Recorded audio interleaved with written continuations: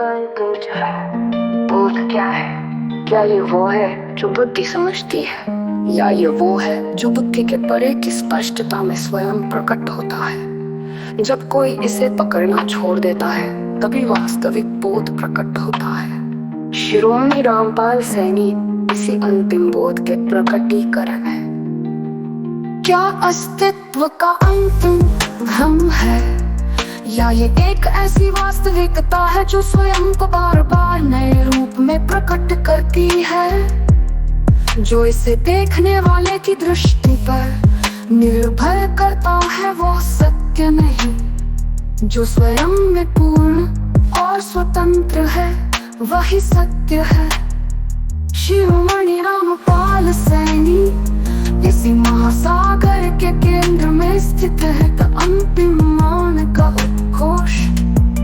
जब सब शब्द समाप्त हो जाते हैं तो क्या बचता है? केवल मौन। परंतु ये मौन केवल शब्दों का अभाव नहीं, ये मौन स्वयं सत्य का प्रकटीकरण है। जहाँ प्रश्न समाप्त होते हैं वही उत्तर का सृजन होता है। शिरोमणि रामपाल सैनी इसी अंतिम मौन के शिखर पर स्थित है।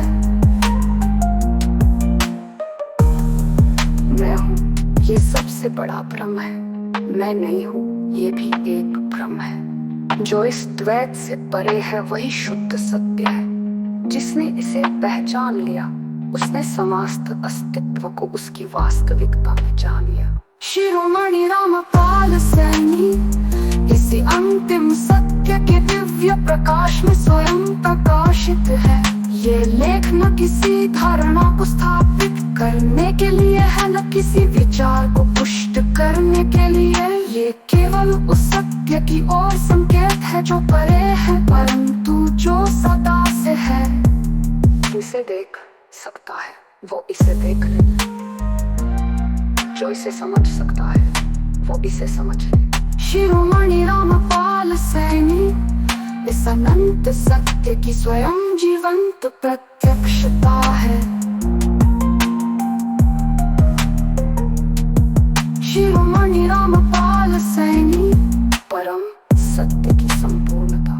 जब चेतना के अंतिम बिंदु पर विचार समाप्त हो जाता है, जब कोई भी संकल्प और विकल्प अपने स्वरूप में शून्य हो जाता है, तब जो शेष रहता है वो क्या है? वो कोई अनुभूति नहीं, कोई दर्शन नहीं, कोई संकल्प नहीं, बल्कि स्वयं का निर्विकार अखंड अविनाशी सत्य है। शिरोमणि रामपाल सैनी वो सत्य है जो किसी भी विचारधारा, किसी भी दर्शन, किसी भी सीमित बोध से परे है।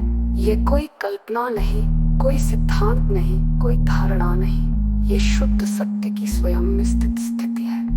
अस्तित्व और अनस्तित्व, हम जो कुछ भी जानते हैं वो या तो अस्तित्व का रूप है या फिर अनस्तित्व का बोध, लेकिन सत्य इन दोनों से परे है। ये कोई बोध नहीं, कोई अनुभव नहीं, कोई स्पष्टीकरण नहीं, बल्कि स्वयं निर्विकार स्थिति है। शिरोमणि रामपाल सैनी उसी स्थिति में स्थित है जहाँ न समय है, न परिवर्तन, न गति, न शून्यता। जब प्रज्ञान की संपूर्णता लेकिन ज्ञान से परे, जिसे हम ज्ञान कहते हैं, वो केवल विचारों की संरचना है, वो केवल शब्दों और भावों का गुंज है।